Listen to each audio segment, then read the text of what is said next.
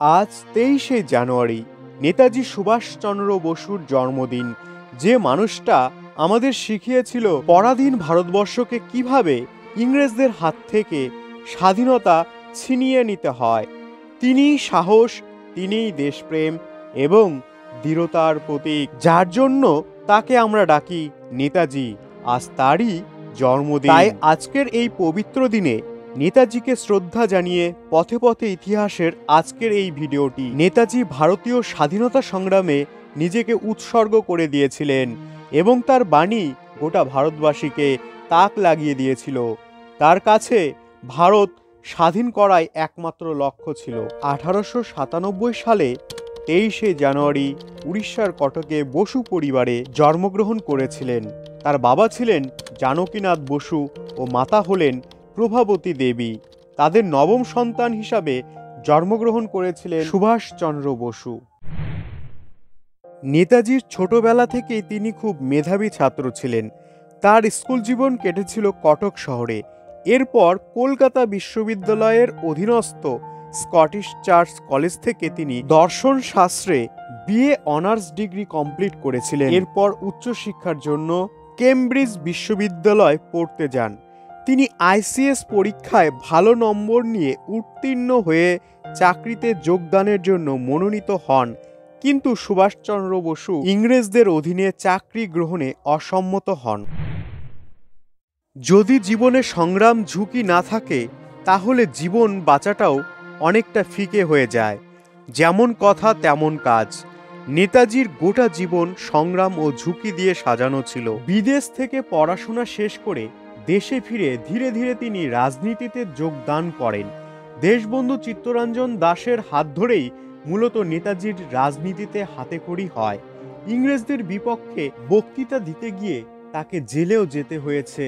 খুব কম সময়ের মধ্যেই যুবশক্তির প্রতীক হিসাবে সুভাষচন্দ্র বসু জাতীয় কংগ্রেসের হরিপুরা ও ত্রিপুরা সম্মেলনের সভাপতি পদে নির্বাচিত হন। দেশবন্ধুর মতোই স্বরাজ অর্থাৎ পূর্ণ স্বাধীনতার সমর্থক ছিলেন নেতাজি। গান্ধীজির সাথে সুভাষচন্দ্রের কয়েকটি বিষয় নীতিগত পার্থক্য ছিল, কারণ গান্ধীজি ছিল নরমপন্থী মতদর্শী এবং নেতাজি ছিল চরমপন্থী মতদর্শী। নেতাজির মতে কোনো আলোচনার মাধ্যমে ইতিহাসের কোনো আসল পরিবর্তন হয়নি, যদিও দুজনের লক্ষ্য ছিল এক, দেশকে স্বাধীন করা। যার ফলে সুভাষচন্দ্র বসু কংগ্রেস দল ত্যাগ করে তার অনুগামীদেরকে নিয়ে একটি নতুন দল অর্থাৎ ফরওয়ার্ড ব্লক নামে একটি নতুন দল গঠন করেন। স্বাধীনতা কেউ দেয় না, ছিনিয়ে নিতে হয়। ছোটবেলা থেকেই সুভাষ বিবেকানন্দের বই পড়তে আগ্রহী হন, আর বিবেকানন্দের আদর্শই তাকে স্বাধীনতা সংগ্রামী হতে অনুপ্রেরণা জুগিয়েছিলেন। দ্বিতীয় বিশ্বযুদ্ধ শুরু হওয়ার পর সুভাষের ইংরেজদের বিরুদ্ধে লড়াই আরও জোরদার হতে শুরু করে।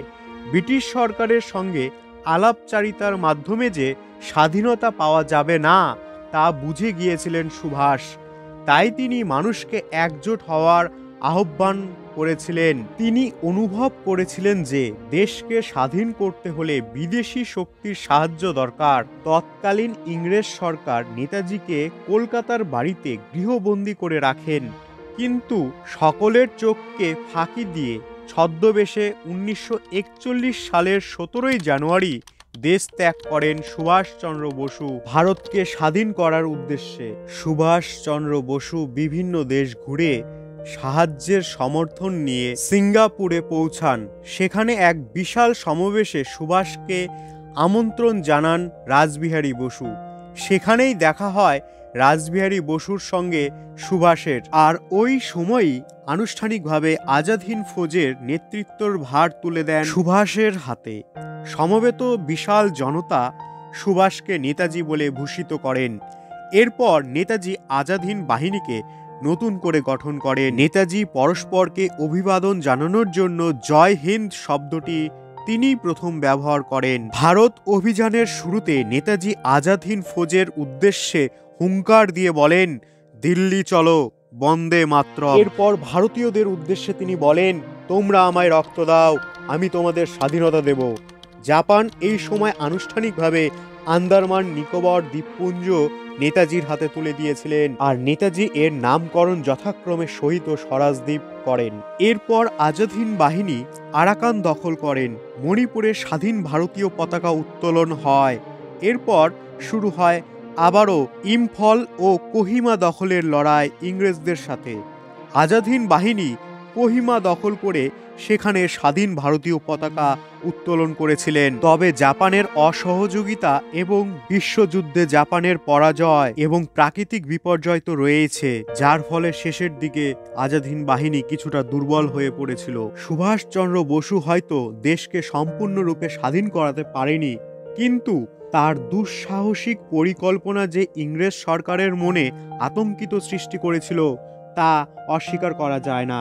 আজাদ হিন্দ বাহিনী সৈনিকদের যুদ্ধের নৈতিক ফল ছিল গভীর। কেবল স্বাধীন মানুষ নয়, সেনাবাহিনীর মনেও জাতীয়তার প্রেরণা এরাই সৃষ্টি করে। নেতাজি ব্যর্থ হলেও তার ব্যর্থতার মধ্যে কোনো খাত ছিল না, তার ব্যর্থতাও ছিল মহান। তার দেশপ্রেম ও আত্মত্যাগ উজ্জ্বল দৃষ্টান্ত। নিজের জীবন উৎসর্গ করে তিনি দেশবাসীকে যেমন সংগ্রামমুখী করেছিলেন, ঠিক তেমনি ব্রিটিশ রাজশক্তিকে বুঝিয়ে দেন যে ভারতবাসী স্বাধীন পাওয়ার জন্য যে কোনো মূল্য দিতে প্রস্তুত। মানুষ মরে যায় কিন্তু তার আদর্শ মরে না। 1945 সালে আগস্ট মাসে একটি বিমান দুর্ঘটনার পরেই নেতাজির আর কোনো খোঁজ পাওয়া যায়নি।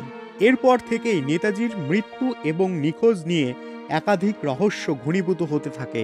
একাধিক তদন্ত কমিশন গঠন করা হয়, কিন্তু এই কমিশনের একাধিক মন্তব্য উঠে এসেছে। কেউ বলেছেন মৃত, আবার কেউ বলেছেন জীবিত। এমনকি নেতাজির এই মৃত্যু নিয়ে বসু পরিবারের সদস্যদের মধ্যেও বিভাজন রয়েছে। যাই হোক, নেতাজি মানেই এক অসম্ভবকে সম্ভব করা। নেতাজি এক ভারতীয় ইতিহাসে রহস্যময় ব্যক্তি। মৃত্যু অন্তর্ধান নাকি অন্য কিছু, তা নিয়ে আজও বিতর্ক চলছে, চলবে।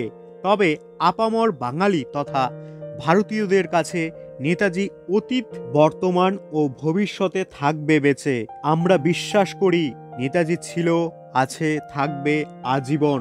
আজ 23শে জানুয়ারি, অর্থাৎ নেতাজি সুভাষচন্দ্র বসুর জন্মবার্ষিকী। পথে পথে ইতিহাসের পক্ষ থেকে নেতাজিকে বিনম্র প্রণাম ও শ্রদ্ধা জানাই। জয় হিন্দ।